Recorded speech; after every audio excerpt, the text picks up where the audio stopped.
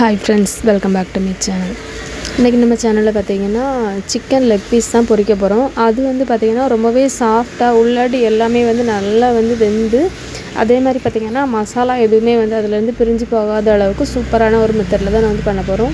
நம்ம வந்து ஈஸியாக வந்து பண்ணிடலாம். இதில் பார்த்திங்கன்னா அது வந்து ஊறுறக்கூடிய டைம் தான் கொஞ்சம் டைம் ஆகும். மற்றபடி பார்த்திங்கன்னா சூப்பராக வந்து பொரிச்சு எடுத்துடலாம். ஃபஸ்ட்டு வந்து நான் வந்து 4 லெக் பீஸ் எடுத்திருக்கேன். இதுக்கு பார்த்திங்கன்னா அளவு எல்லாமே இல்லை, நார்மலாக வந்து ஒரு 4 லெக் பீஸு வாங்கிட்டு நல்லா க்ளீன் பண்ணி எடுத்துடுங்க. க்ளீன் பண்ணி எடுத்துகிட்டு பார்த்திங்கன்னா இந்த மாதிரி கத்தி வச்சு நல்லா வந்து கட் பண்ணி விட்டுடுங்க. அது உள்ளாடி வரைக்கும் அந்த எலும்பு தெரிகிற அளவுக்கு நம்ம வந்து கட் பண்ணணும். அப்போ தான் வந்து நல்லா வந்து மசாலா எல்லாமே வந்து இறங்கி நல்லா வந்து சூப்பராக டேஸ்ட்டாக இருக்கும். அதுக்காக தான் இப்போ எல்லாமே வந்து கட் பண்ணியாச்சு. கட் பண்ணதுக்கப்புறம் பார்த்திங்கன்னா ஒரு பாதி எலுமிச்சம்பழம், அந்த வித்து எதுவுமே இல்லாமல் பார்த்துடுங்க, அதை வந்து எடுத்துடுங்க. நல்லா வந்து புழிஞ்சு ஊற்றிடுங்க. அதுக்கப்புறம் பார்த்திங்கன்னா உப்பு போட்டுடலாம். எலுமிச்சம்பழம் போடும்போது நல்லா சாஃப்டாக இருக்கும், அதுக்காக தான். அப்புறம் இதில் வந்து 1.5 டீஸ்பூன் அளவுக்கு வத்தல் பொடி, ஒரு 1/4 டீஸ்பூன் அளவுக்கு மஞ்சள் பொடி, ஒரு 1/4 டீஸ்பூன் அளவுக்கு இறைச்சி மசாலா பொடி. இறைச்சி மசாலா பொடி கொஞ்சம் போட்டாலே போதும், நல்லா ஃப்ளேவராக இருக்கும், அதுக்காக தான். இப்போ அதுவும் போட்டாச்சு. போட்டுட்டு பார்த்திங்கன்னா ஒரு 1/2 டீஸ்பூன் அளவுக்கு மிளகு பொடி, அதுக்கப்புறம் ஒரு 1/2 டீஸ்பூன் அளவுக்கு மல்லிப்பொடி.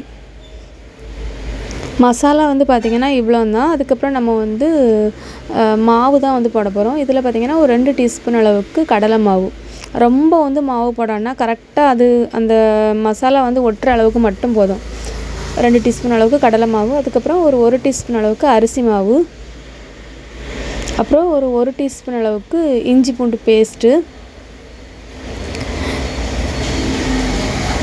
பேஸ்ட்டு போட்டுட்டு அதுக்கப்புறம் பார்த்திங்கன்னா தயிர் ஊற்றணும். தயிர் பார்த்திங்கன்னா இதில் வந்து ஒரு 2 டேபிள் ஸ்பூன் அளவுக்கு தயிர். நம்ம வந்து எலுமிச்சம்பழம், இஞ்சி பூண்டு பேஸ்ட்டு இது எல்லாமே போடும்போது நல்லா வந்து சிக்கன் வந்து சாஃப்டாக கிடைக்கும், அதுக்காக தான். அப்புறம் ஒரு 1 டீஸ்பூன் அளவுக்கு எண்ணெய் ஊற்றிடுங்க. எண்ணெய் ஊற்றிட்டு தண்ணி எதுவுமே தேவைப்படாது. நம்ம வந்து எல்லாமே நல்லா வந்து மிக்ஸ் பண்ணிக்கிடலாம். நம்ம வந்து கையால் தான் நல்லா மிக்ஸ் பண்ணணும். அப்போ தான் வந்து மசாலா எல்லாமே வந்து உள்ளாடி வந்து நல்லா வந்து நமக்கு வந்து இறங்கும், அதுக்காக தான். இப்போ எல்லாமே போட்டாச்சு. மூடி வச்சுட்டு ஒரு 1/2 மணி நேரம் அப்படியே வச்சுருங்க.